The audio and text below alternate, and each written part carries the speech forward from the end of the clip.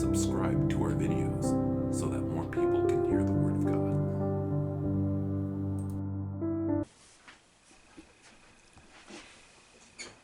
Good morning and welcome to 5 Minutes a Day with God, and welcome to Monday.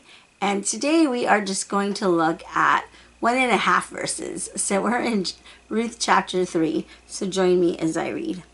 One day, Ruth's mother-in-law, Naomi, said to her, "My daughter, I must find a home for you, where you be well provided for. Now Boaz, with whose women you have worked, is a relative of ours." All right, we're going to stop there. So again, Ruth and Naomi were widows in this society and this culture where widows were vulnerable. They didn't have any rights to inherit land. They didn't have any protection or covering, and so they didn't have anyone to provide for them. So they were basically destitute. So at this point, they're surviving. They have some kind of shelter and they have food. But again, barley season has ended, so Ruth is out of a job, right? And so it is Naomi's plan to see Ruth find security, right? Maybe she's wonders about, what if I die? What's going to happen to Ruth, right? Ruth is going to be completely alone, a foreigner in Israel. Will people accept her, right? So she's probably worried about that. And also in that culture, the person who would find a spouse for the woman would be a dad or a brother. And so they don't have a dad or a brother. So that's why they kind of have to go off script here. They got to do something original, because the regular way of finding a mate is, they have no one to advocate for them. So that's how marriages were done. It was the parents would arrange the marriage together.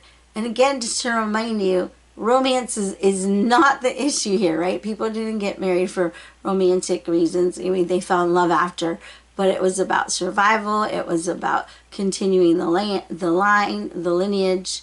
And so that's why people got married. So this was a safety measure, right? This was a mission to get Ruth settled. And so Boaz is a relative. And so she's thinking that maybe he would feel like some obligation.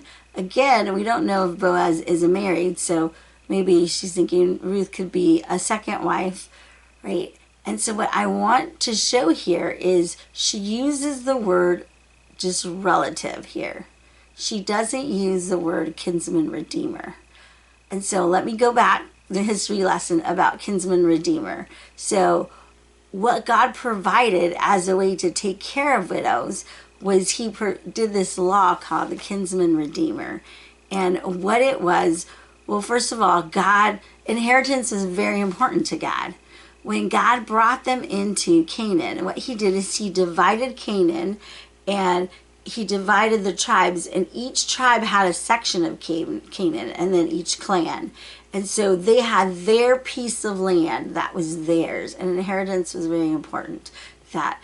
But again, things happened, right? People died. And so to protect the widows, God brought this kinsman redeemer law into action.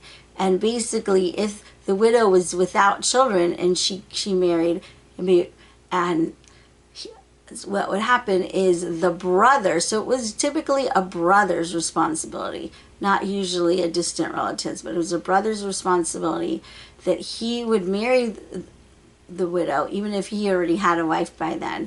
And then that child that would come from that union would be to continue that person's line. So that person would be able to continue that inheritance, and the inheritance wouldn't be lost. But I believe that Naomi isn't thinking that right now. She's not thinking that perhaps her line could be saved, because again, Ruth has been barren for 10 years. So maybe she's thinking Ruth can't conceive, right? And so maybe this is something different that you have believed about this passage. And so the scholars vary, but I think because the word goal here, which is kinsman redeemer, was not translated, it was just regular relative. I think that Naomi's Naomi's purpose was just to get her married and being secure. It wasn't dreaming about restoring her lineage. But lots of times what we do is we limit God, right? We say, God, what if you just do this? And God's like, no, I don't want to just do this. I want to do this, this, and this, right? God is a restorer of our dreams. God is a restorer of brokenness. And so we will see how God exactly does that, how he restores this lineage that was in danger of being lost. Join me tomorrow. And remember, 5 minutes in the Word can change your life.